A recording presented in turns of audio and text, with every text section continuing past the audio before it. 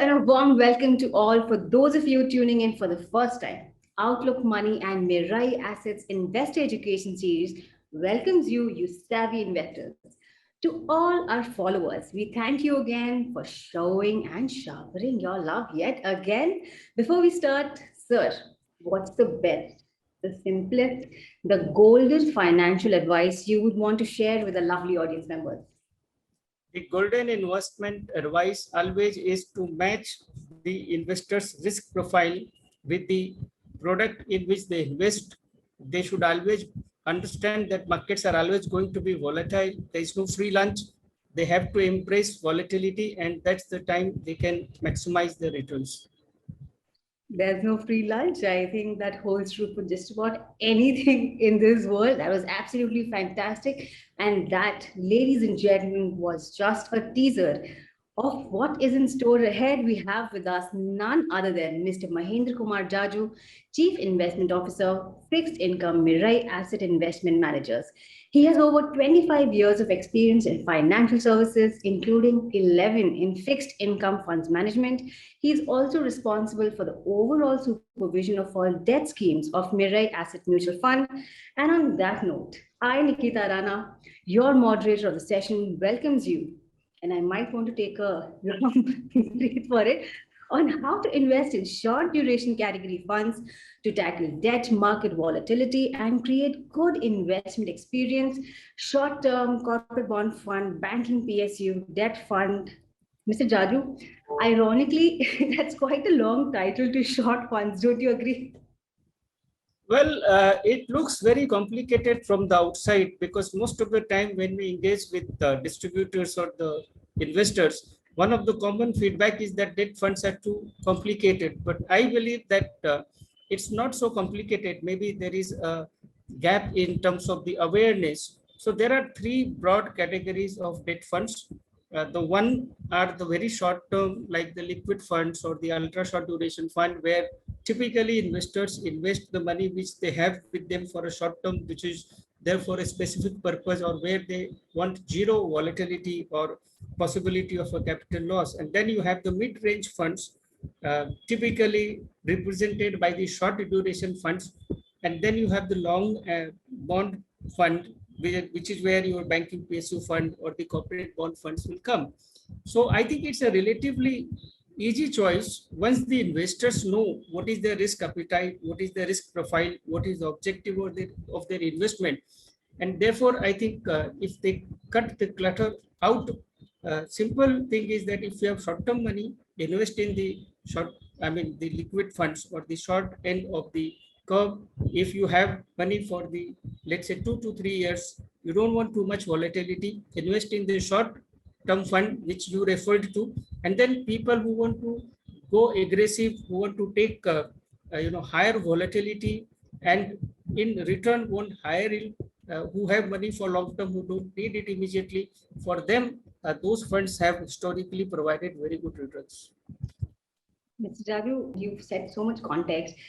So before we begin, we'd like to thank you for taking time out and sharing your knowledge to potential investors across the country. Our very first question to you is, Mr. Jajoo, what is your outlook and perspective on interest rates and debt funds?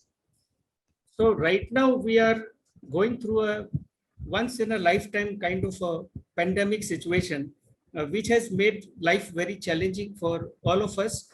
At this moment, India is dealing with a huge spike in the COVID cases, and this second wave has been very, very infectious. And we have also seen the number of people in the young age getting affected more. Now, one of the inevitable outcome of the current situation is that a large part of the country is currently under lockdown. And going by the current situation, it is likely that the lockdowns will be extended. And the natural cascading impact of that is going to be on the economic growth prospects. So it is fair to assume that there will be some impact on the economic growth prospect. Right now, the impact is likely to be at the margin. There is not likely to be any big scale downgrade of the economic growth forecast. But the moment the economic growth projections have to be lowered, there are challenges in terms of the revenue collections and therefore on the fiscal deficit. And we have seen in the last 1 year that the Reserve Bank has adopted an ultra loose monetary policy with two primary objectives. One was to stabilize financial markets when the lockdowns were imposed last year and there was a lot of uncertainty. And then beginning July, when the lockdowns were gradually removed, that time to continue to support the economic recovery. And we are facing a situation which is far more, dire than in the last year. So I would like to believe that the Reserve Bank will continue to follow a very, very accommodative monetary policy stance, and therefore we should expect interest rates to remain range bound.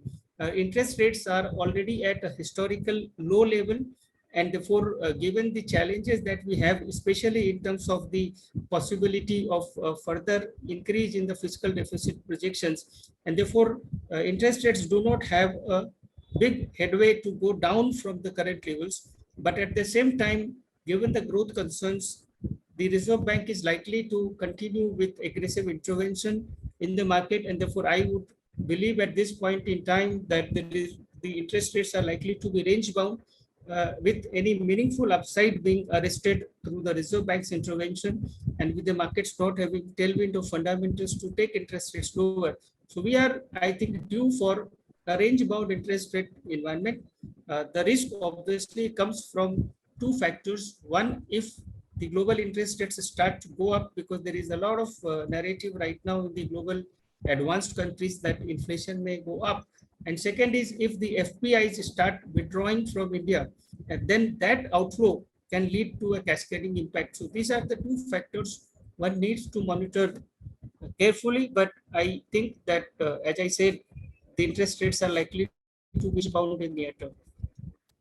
Mr. Raju, you touched upon the cascading effect, and that is something that we absolutely loved. How you took into consideration everything, the current scenarios, and how it is affecting the interest rates and the debt fund. Mr. Raju, with the entire industry vying for long term funds because of risk aversion, why should you, according to you, why should investors go for short duration funds considering that they will have to face the much anticipated debt market volatility? Look, as I mentioned about the golden rule, volatility is always going to be the integral part of the market.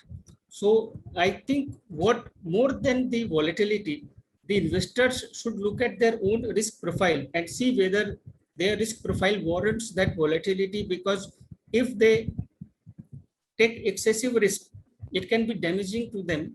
But if they underplay the risk, that also is a lost opportunity in many ways. So, like we say in the markets, not investing is itself a risk. So, putting that in the context, we have to look at the bucket of investors or the bracket of investors for whom these funds might be suitable. And then we say, okay, what are the risks of investing in short duration funds? So short duration funds, as I again mentioned in the beginning, that broadly speaking, three categories of funds. So the short durations are a good fit in the current situation because we are going through a lot of uncertainty. We had a very difficult situation last year, and then by January, February, everyone began to believe that India will not face a second wave. And look at how ruthless and deadly has been the second wave. So all within a span of end of February to the end of April, 2 months can change everything. So the point I'm trying to emphasize is that no one can claim to know what will happen the next month or the next year, and therefore the investments have to account for uncertainty and the possible resultant volatility, and then ensure that after taking into account that the investments are able to generate a reasonable outcome. So short duration funds typically have a duration range of 1 to 3 years according to the SEBI guidelines. Now, if you are in the 1 to 3 year bucket with the flexibility to the fund managers to marginally reduce or increase duration in line with the evolving situation and interest rate outlook, it first of all doesn't give you too much of a high volatility exposure because the duration is capped at 3 years. And then it does not completely take you out from the participation in the market rally because the minimum duration is 1 year. And then Uh, Typically, the interest rate cycles are between 2 to 3 years. Therefore, if you invest in a short duration fund with an investment horizon of, let's say, 2 to 3 years, you are likely to spend a complete interest rate cycle, which means the volatility will maybe affect the NAVs negatively for a brief while, but then it will even out over a period of 3 years. So I believe, given the current situation where there is very high level of uncertainty, we are going through an unprecedented kind of situation which most of us have not faced in our lifetime. This category does fit into addressing some of the concerns that this situation provides.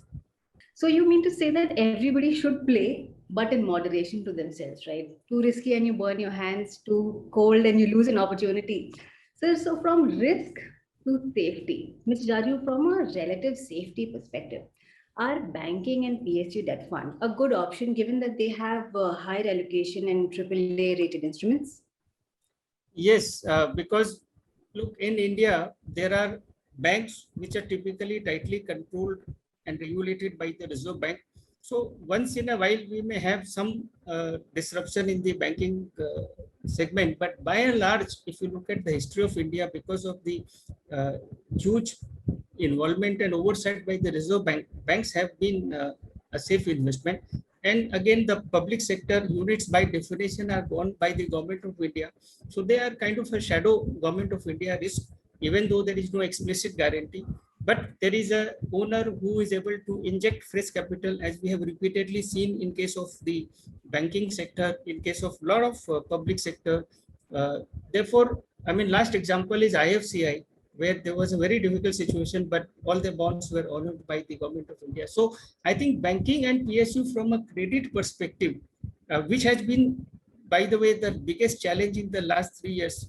If one has been tracking the debt fund industry, the last 3 years have been the most challenging from a credit perspective, with a series of defaults, and some funds have had a very tough situation to deal with. So, and again, we repeatedly talk about the current uncertainty, given the once in a lifetime, hopefully once in a lifetime experience that we're going through. And therefore, it is utmost uh, important that people do ensure to eliminate the risk of defaults to the extent possible. From that count, the banking PSU as a category is amongst the safest one. But then there is a little catch which the investors should appreciate, that within the banking PSU category also, there is a discretion of 20% to the fund managers, where they can invest in what they want or what they like. So when one looks at the category, one also needs to analyze the individual portfolio and see where the 20% is invested. And within the 80%, again, there is a whole range of banks, from AAA rated banks to A rated banks. There are public sector banks, then there are private sector banks. Within the public sector undertakings also, there are a range of, you know, options. So just to give you one example how things can be different. So you have HPCL and you have BPCL. Now government is actively considering divestment in BPCL. So after, let's say, 6 months or 1 year, it may not remain PSU. So one has to also look at the possible volatility that can come in because of some of these factors. Air India, for example, is today a public sector undertaking. 1 year or 2 year down the line, it may not be. And then one fund managers may have to be uh, maybe forced to sell some or liquidate some of those papers. So as a category, I think it's a very good category. It also has a flexibility inbuilt for the fund managers to express their interest rate view.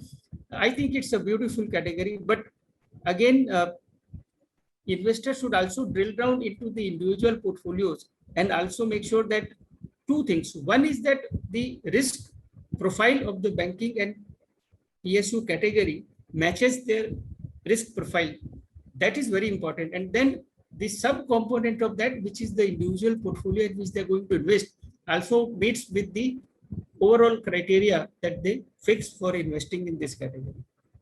And how do we become the next Mr. Mahendra Jaju of our industry? Well, I think I love the challenge of the market uncertainty, because even as I am talking to you, I may look like a fool in 5 minutes if the markets or some new developments happen. So I think the one is the challenge of dealing with unpredictability.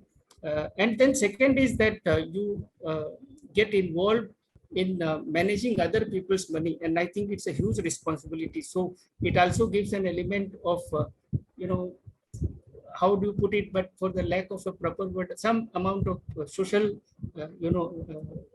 servicing or involvement. So I think there are these two big kickers in the current job that I have.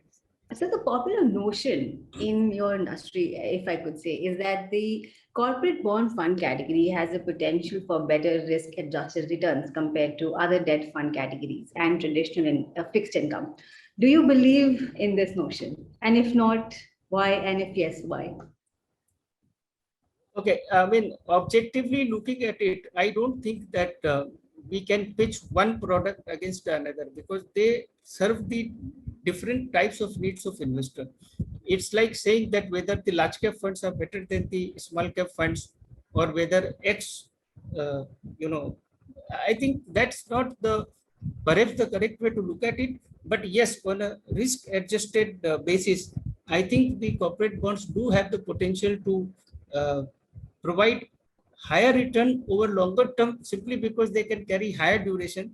And then the corporate bond funds, again, one beautiful feature about the corporate bond funds is that at least 80% of the exposure has to be in AA plus or better rated securities. So there is an inbuilt component of credit improvement. And as I said, the only risk that an investor has in investing in a debt fund is a credit risk, because if you meet with one credit accident, that can set you back by a long period, maybe years.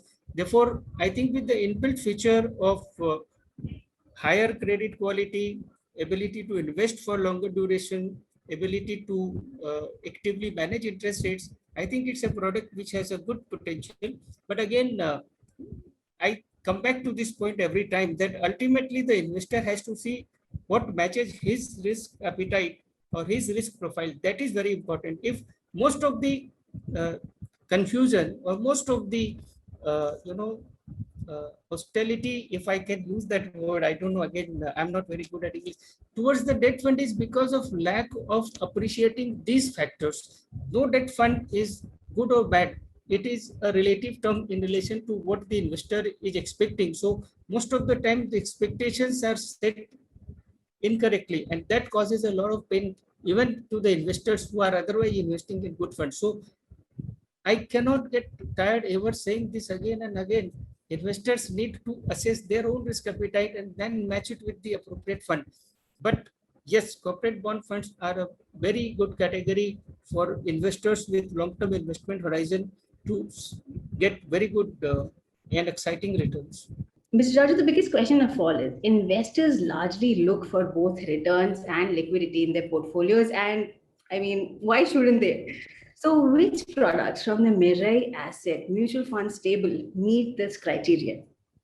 See, this is an investor education program, so I don't want to talk about Mirae Asset in particular. We have that discussion at another time. But as a general response to the category of debt funds, I think the liquidity in every single debt fund is of the highest order. So when the investors come into the debt funds, I think the liquidity should be the last thing on their mind, because they can just sign a redemption slip and then they can get their money next day into the bank account. There are a few funds which might have a lock-in period. So again, the lock-in period only means a little bit of an exit load or a redemption penalty, but it doesn't stop them from getting the money back. There is no other debt product which provides this kind of a liquidity. And technically, again, you can uh, get that same kind of liquidity in fixed deposits. But in case of fixed deposits, if you redeem early, your interest rate is reset to the actual period for which you have invested. Whereas in case of debt fund, the penalty that you pay is fixed. So there is a huge difference in what kind of penalty you pay for early redemption of FD versus, and then there is a huge taxation difference. So most of the time, if the investor has stayed for more than 3 years, then I think uh, he saves enough on tax for the exit load that he pays. So just to address the first part, I think The liquidity is not of a concern to an investor in a debt fund, because he can redeem any single day by just signing a redemption slip and submitting it to the MC. Now comes the second part of the return. Now it is my belief, and a lot of people will challenge me on that, and they will say, give me data, etc. I think there is a 25-year history of the mutual funds. I firmly believe that the debt funds are one of the best option for the investors in terms of the return history. We don't know obviously what will happen in future, but debt funds, I think if you one chooses the right product, beats other categories or other options hands down. And I think there is enough history which people can search. Now, and we don't want to obviously highlight the return part too much, because the primary objective is not only the return, but matching the risk profile with the risk profile of the product. But I think again, return is not a concern. In fact, I always say this, and I started with saying this: there is no free lunch, right? And therefore, debt funds offer volatility. They offer returns in the medium to long term. Once the volatility begins to fade out of the returns over a longer period of time, because and and uh, what happens is that the investors do not match their investment horizon with the products investment horizon, and that is where the problem comes. Otherwise, return wise, because there is no free lunch, uh, investors have to accept volatility, but there is no one who will take a risk without a corresponding return, and therefore the other side of the commitment has also to be delivered, and which I think the debt funds have delivered in the past, right? We talked about the fact that there is no free lunch, but at the same time, there is no commitment that can be given without the risk being rewarded. And therefore, I think the debt fund have to also deliver in terms of return over a longer period of time. And I think it is a very well established, information that the gilt funds, which are the simplest form of debt funds, 100% investment in government of India, no credit risk, absolute liquidity, those funds have been amongst the best performer in the debt funds category over the last 25 years plus that the industry has been in India. And the returns on those funds compares quite favorably, not only with the other debt options, but some of the other more glamorous, so to say, categories like equities. So I think there is enough history with us to believe that there is a good return profile that the debt funds offer. Now, how do we define the return is then a challenge, because there are two, observations which I have with my long interaction with different sets of and different varieties of people. The first comment or feedback that we get is that, look, why should I invest in debt fund? I'm just getting 1%, 1.5%, 2% extra. That is nothing. Now, that is, I think, not the correct way to look at it. So let me just give you a small example that if you invest 1 crore for 10 years, and if you get 1% extra, then you get 1 lakh rupees per year extra, which means you get 10 lakh rupees over 10-year extra. Now 10% is, 10 lakh is suddenly 10% of extra return on your original investment. If you assume a normal investor who has an investment life cycle of 30 years, over 30 years you make 30 lakhs rupees extra just by earning 1%. So what looks a very small amount over a small period of time, if you look at the full investment life cycle of the investor, it is 30% more without even considering the impact of the compounding that may happen over this period of time, without even considering the tax saving which you will have because of the long-term capital gain taxation on the debt fund returns. So that is an argument which is simply without applying any analysis. So that 1% means a lot over a long period of time. So there is a good reason to even go for that 1% extra return or 1.5% extra return, which most debt funds have given over the corresponding products over a long period of time. And then secondly, people say, look, why should I invest in debt? Equity can give me 20% return, gold can give me 15% return, property, I've made so much money. Look, absolutely fine. So when you uh, go to debt funds, you have to look at the category, the benchmark return, and the competitive products return with the same profile. So let's assume that equity gives higher return than debt. So anyone can afford to take that risk. He should go 100% for equity funds. So again, there is a misplaced notion, because if the moment you start talking about investing and you look at it from an investor's perspective, there's a very simple concept, but very fundamental concept of asset allocation. Now, everybody can invest 100% of their money in equities, but then look at what happened in the March last year. So there is that volatility also. Therefore, obviously, you cannot put everything in one basket and then be subject to the volatility in that segment. Which is why, if you then look at the combination of the asset allocation and the marginally higher return that the debt funds might offer over a long period of time, it can mean a meaningful difference to one's ultimate wealth. And therefore, I think either on the account of return or on account of liquidity, I think debt funds score very, very favorably. So, how are you preparing your debt portfolios from the impact of stringent localized lockdowns and a massive second wave of infection? See, again, I will like to generalize this question, then focus on our portfolio, because I think the lockdowns, etc., is not a big challenge now to handle, because the challenge always when we are dealing with markets is to deal with uncertainty. So today, my challenge is not so much to deal with this lockdown situation today, because now the lockdowns here. My challenge is now to anticipate when the lockdowns will be lifted, how long they will last, when the lockdowns are lifted, what happens to the market. So I think what I'm essentially trying to say is that the investment world is not about living in the past or present, but in future. If I am not already living in July or August of 21, then I am not going to be a successful fund manager. So what everyone knows for sure is not, it's a dead information for the fund manager. So my mind, uh, I spend all my day anticipating what next, how this wave is going to, behave next. Will it flatten? Will it get worse? Will it cause a very serious damage to the growth recovery prospect? In different scenarios that might pan out, uh, how the RBI is likely to react, because they're the big boss of the fixed income market, and the lot of direction that we get is the guidance that comes from the Reserve Bank. So how to anticipate what RBI may do or how they may respond to the situation.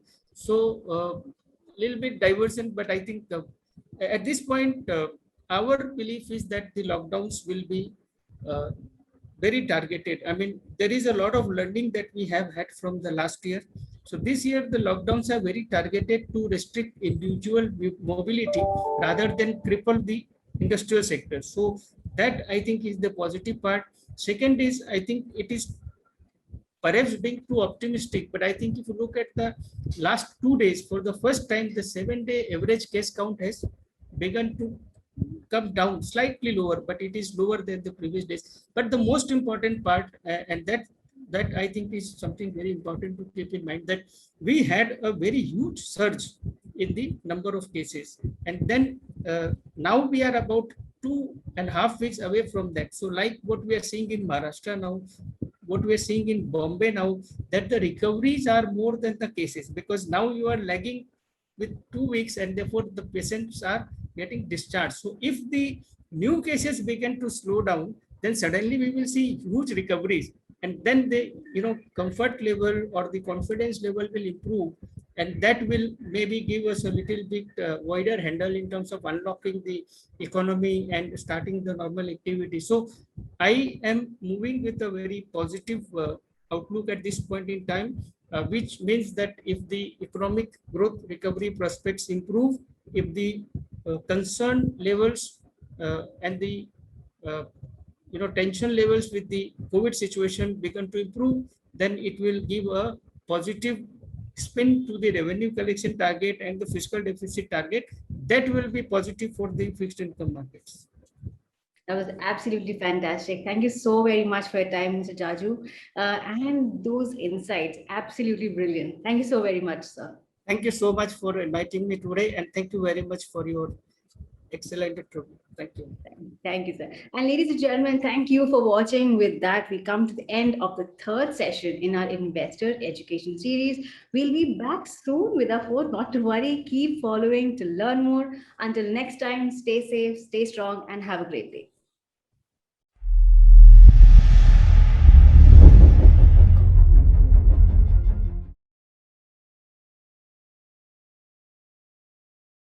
Mutual fund investments are subject to market risks.